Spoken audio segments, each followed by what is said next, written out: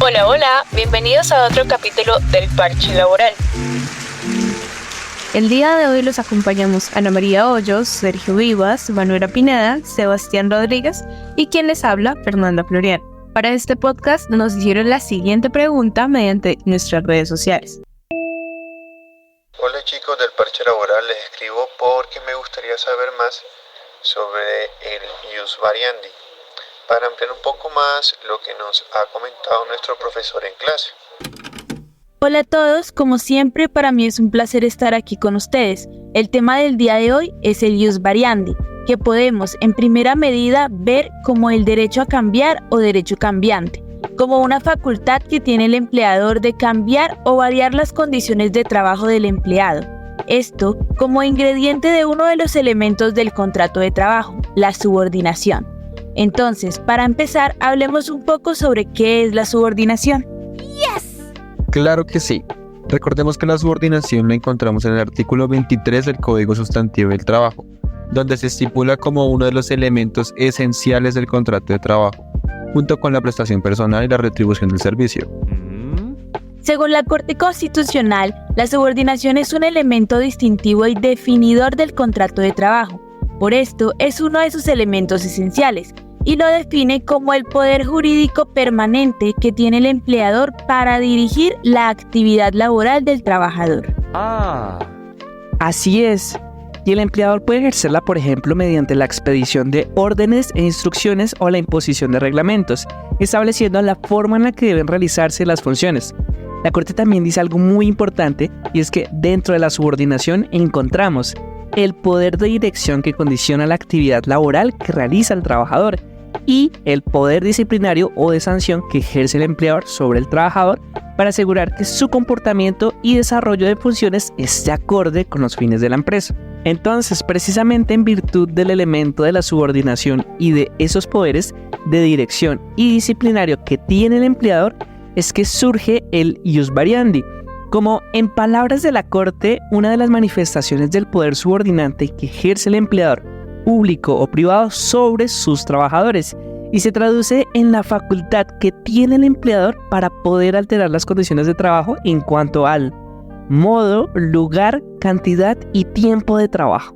Entonces miren, como existe una relación entre la subordinación y el ius variandi, porque la subordinación es la facultad que tiene el empleador sobre su trabajador para darle órdenes y mantener el control sobre él, y en virtud de esa facultad surge el ius variandi, que es el poder para modificar las condiciones de desarrollo de las labores sin la necesidad de que los cambios que se hagan al contrato sean acordados por las partes de manera bilateral. Pero ya diciendo esto, ¿será que esta facultad es absoluta?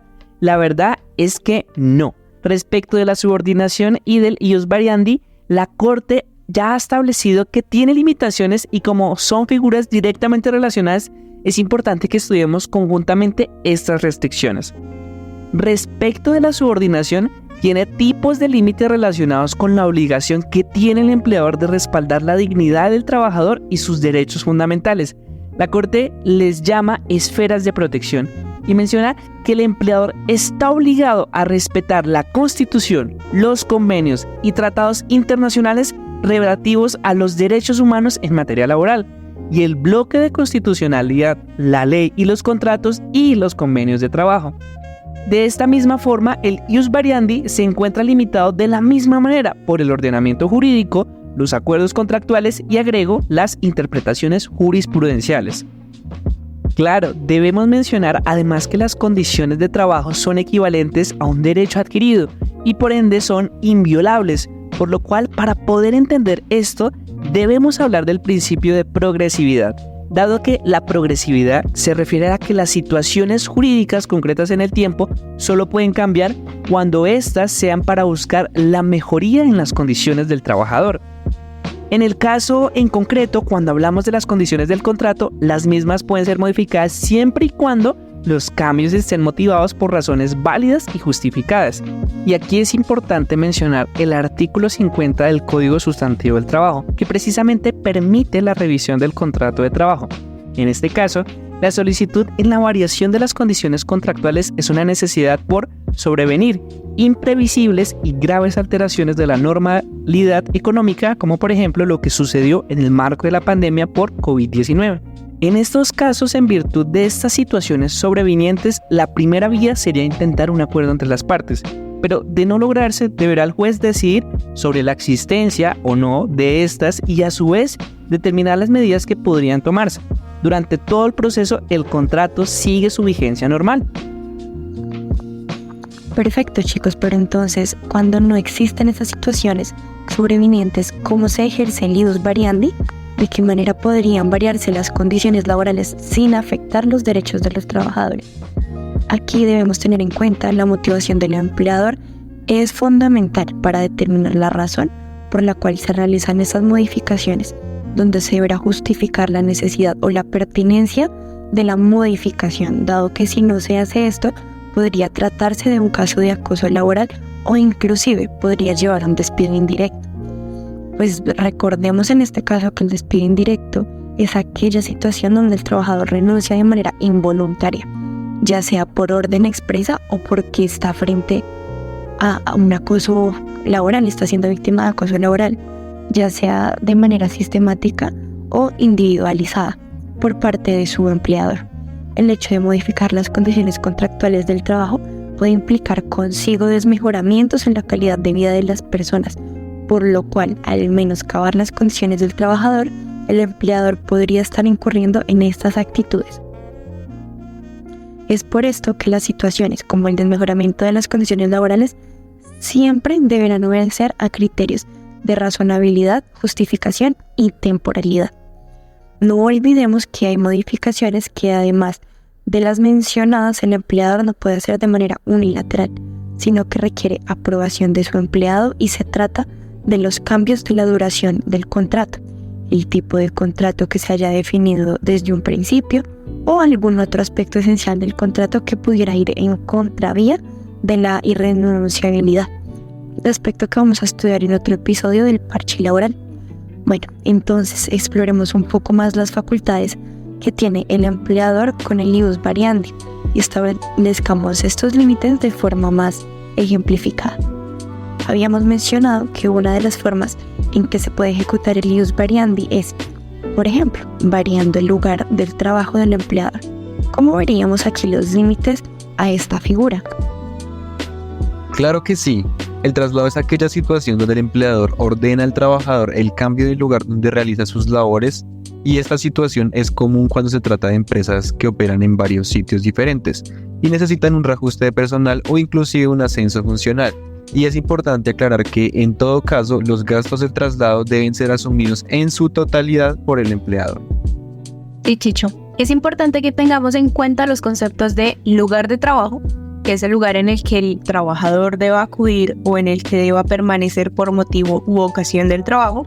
Entonces, como dijo Sergio, puede que la empresa tenga varias sedes, por ejemplo, una en Bogotá y otra en Medellín, y que el contrato se haya establecido como principal la de Bogotá, pero que posterior a esto el empleador requiere el traslado de una persona a Medellín. En este caso el traslado debe tener en cuenta que no haya afectaciones a las garantías y derechos del trabajador, pero también tener en cuenta la parte económica, toda vez que por ejemplo varíe el costo de vida en una ciudad y en otra. Establecerse a su vez si será permanente o transitorio. Será permanente cuando no se determine la temporalidad del traslado y será transitorio cuando se estipule la misma. Además del salario, se deben tener en cuenta las condiciones familiares y personales del trabajador, ya que el traslado podría afectar sus relaciones interpersonales, lo cual puede implicar un menoscabo a su dignidad o inclusive a su relación familiar. Claro, el cambio del lugar de trabajo no puede vulnerar la dignidad, el honor y las garantías laborales del trabajador. Estoy hablando también de todos esos derechos mínimos que consagra la Constitución Política en el artículo 53. Hay que tener muy en cuenta las condiciones en que se encuentra el trabajador, como por ejemplo, supongamos que se quiere cambiar de lugar de trabajo a una mujer que es cabeza de familia, que tiene a su cargo a 2 niñas menores de edad y además a su madre, que está recibiendo tratamiento médico por cáncer en la ciudad de Bogotá. Entonces resulta que el empleador quiere trasladar a la trabajadora de Bogotá a Cali, pero no tuvo en cuenta que ella es la encargada de mantener y ayudar a su familia. Y que hay condiciones familiares, médicas y de salud que impiden ese traslado, como es el caso de ella con su familia. Entonces, en este caso hay un claro límite al ius variandi impuesto por esas condiciones específicas en las que se encuentra esa trabajadora y que impiden su traslado de una ciudad a otra. Muy bien, Anita, gracias. Pero, por ejemplo, ¿qué hay de otras condiciones, como por ejemplo la jornada laboral? Supongamos que el contrato de trabajo dice que se trabajaría de lunes a viernes, pero posterior a esto, por la necesidad del servicio, el empleador exige que se trabaje también los sábados. ¿Qué se puede hacer en este caso? Recordemos los límites que nos planteó la Corte Constitucional. El empleador no puede desconocer, entre otros, el contrato de trabajo. Si desde el inicio se fijó como jornada de lunes a viernes, sería contrario a que el empleador quiera variarlo. Caso distinto sería, por ejemplo, si en el contrato se fijara que estas condiciones pueden ser modificadas por la necesidad del servicio, aprovechando decir que el empleador tampoco puede interpretar las cláusulas del contrato a su favor. De hecho, y ahora que lo mencionan, el hecho de trabajar un sábado también tiene otros límites claros al ius variandi, como por ejemplo en los casos como el sábado, tema que de hecho se trató en un artículo del Boletín del Área Laboral de la Universidad Libre, en donde se habló de cómo ciertas religiones, como por ejemplo para la Iglesia Adventista del Séptimo Día, se considera el día sábado como sagrado y por ende sus miembros tienen prohibido el trabajo en estos días. Un ejemplo muy importante, porque sí, el empleador tiene el ius variandi y por ende la posibilidad de disponer que se trabaje un sábado, pero a la vez el trabajador tiene el derecho al libre desarrollo de la personalidad, la pluralidad y a profesar la religión que desee. Verdaderamente hay un fuerte choque y la pregunta aquí es si esa facultad que le da al empleador el ius variandi es suficiente para, por ejemplo, despedir a un trabajador que en virtud de su religión o creencias se niega a trabajar un sábado. Claro, de hecho la Corte ha fijado que debido a que está ligado con un derecho fundamental, como lo es el libre desarrollo de la personalidad, si el empleador no respeta esto, está vulnerando los derechos constitucionales al trabajador. Entonces, vemos esto como un claro límite también para las facultades que ejerce el empleador en virtud del ius variandi, porque nunca podrá vulnerar los derechos fundamentales de los trabajadores. ¿Saben qué otro caso es muy importante? Cuando el empleador desea cambiar el puesto o cargo del trabajador. Como bien es sabido, en el ámbito laboral siempre hay jerarquías funcionales, donde hay trabajadores que fungen como superiores jerárquicos a otros.